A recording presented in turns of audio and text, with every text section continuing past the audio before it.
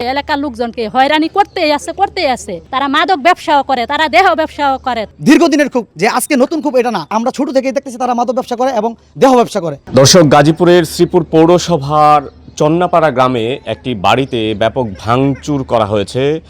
আমরা একটু ভাঙচুরের চিত্র দেখাতে চাই। দেখুন যে এই যে বাড়ির যেই মূল গেট সেটি ভাঙা হয়েছে এবং ভেতরের দিকটাও ঠিক অনেক ভাঙচুর করা হয়েছে এবং প্রত্যেকটা রুমে আমরা যদি একটু দেখানোর চেষ্টা করি, প্রত্যেকটা ঘরে ঘরে ব্যাপক ভাঙচুর করা হয়েছে। এই ভাঙচুরের মূলত যে অভিযোগ, এলাকাবাসী বলছেন যে এই বাড়ির যিনি গৃহকর্তা রয়েছে ফারুক, তিনি এবং তার পরিবারের অন্যান্য মানুষজন মাদক ব্যবসায় জড়িত। মাদক ব্যবসার অভিযোগে কিন্তু তাদের বাড়ির যে প্রত্যেকটা ঘর ভাঙচুর করা হয়েছে এবং এই ঘটনার পরে ফারুকের বাড়িতে এই মুহূর্তে কাউকে দেখা যাচ্ছে না। এবং আমরা যদি একটু দেখাই যে বাড়ির প্রত্যেকটা ঘরে ওই পাশে 3টা এবং এই পাশে 3টা ঘরের কোনো জিনিসপত্র কিন্তু ভালো নেই এবং খুব বাজেভাবে ভাঙচুর করা হয়েছে। দেখুন, আমরা ভাঙচুরের চিত্র দেখানোর চেষ্টা করছি। এই যে দেখুন, খুবই বাজেভাবে বাড়ির প্রায় 6টি রুমের সব কিন্তু ভাঙচুর করা হয়েছে। দীর্ঘদিনের খুব যে আজকে নতুন খুব এটা না, যে ইসলামউদ্দিন মারছে বিদায় এরকম ঘটনা এটা না, আমরা ছোট থেকেই দেখতেছি তারা মাদক ব্যবসা করে এবং দেহ ব্যবসা করে। এই দেহ ব্যবসা এবং মাদক ব্যবসার কারণে এলাকার মানুষ আস্তে আস্তে খুবই তাদের কলিজা ভরে গেছে। এই জন্য খুব তারা প্রকাশ করতে পারতেছে না বাসায়। এই পর্যায়ে আজকে তাদের বাসায় আনা করছে, তাদেরকে এলাকা থাকাই দেওয়া যাবে না, এই সমাজে রাখাই যাবে না কোনো অবস্থাতেই। এটা আমাদের এই অত্র এলাকা দক্ষিণ চন্নপাড়া গ্রামবাসীর দাবি, একটাই দাবি। ধন্যবাদ।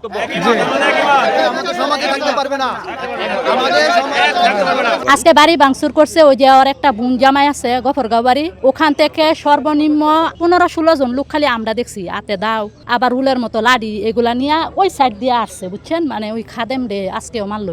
একের পর একটা মামলা দিয়েই যাচ্ছে, এলাকার লোকজনকে হয়রানি করতেই আছে তারা মাদক ব্যবসাও করে, তারা দেহ ব্যবসাও করে, তারা অসৎ কাজে জড়িত। আমাদের শ্রীপুর থানাটা প্রশাসন যারা সরকারের চাকরি করে ওরা যদি একটু সচেতন হতো তাহলে আজকে সমাজবাসী এতটুকু আগাইতো না। কারণ একের পর একবার যদি তদন্ত করতো ওই আইনের লোকগুলো যে একটা লোক একই এলাকার লোকেরা বারবার হয়রানি করছে, মানহারা মামলা দিচ্ছে, মামলা দেয়া 1 লাখ 2 লাখ 1.5 লাখ টাকা মানুষের কাছ থেকে নিতেছে, ওদের কোনো ইনকাম নাই। আজকে যে ঘটনাটা করছে আমি মনে করি ঠিক আছে। 14 তারিখ আমাদের মসজিদের মুয়াজ্জিন সাহেবকে আঘাত করার পরে আমাদের অত্র সমাজের প্রত্যেকটা মানুষ সোচ্চার হয় এবং সোচ্চার হয়ে এই মাদকের প্রতিবাদ করে এবং সেই সাথে মানববন্ধন, সভা, সেমিনার এবং আইনগত প্রশাসনিক ব্যবস্থা নেওয়ার জন্য তারা দৌড়াদৌড়ি যখন শুরু করে, তখনই এই মাদক ব্যবসায়ী গফরগাঁও থেকে কিছু লোক ভাড়া করে নিয়ে এসে অত্র এলাকায় হাঙ্গামা করার জন্য তারা মহড়া চালায় এবং সেই ক্ষোভে এলাকার প্রত্যেকটা মানুষ তার ক্ষোভের বহিঃপ্রকাশ ঘটিয়েছে আজকের এই ঘটনায়। সিভিল যে পুলিশ আমি জানি না, তারা তরমুজ খেতেছে, আমারও তরমুজ খাওয়াইছি, আমি খাইছি।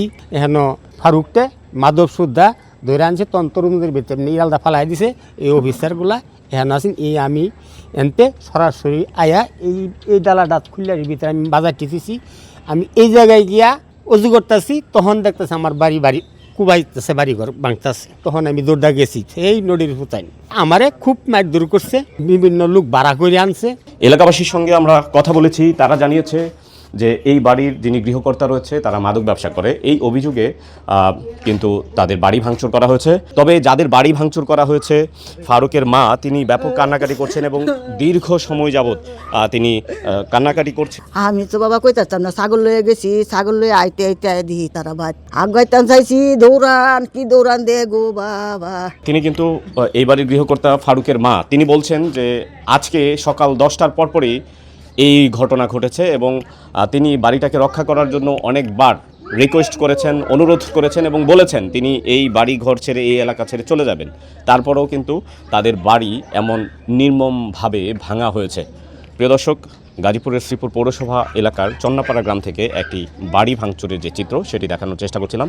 সঙ্গে ছিলাম মোহাম্মদ মুজাহিদ, সময়ের আলো, গাজীপুর।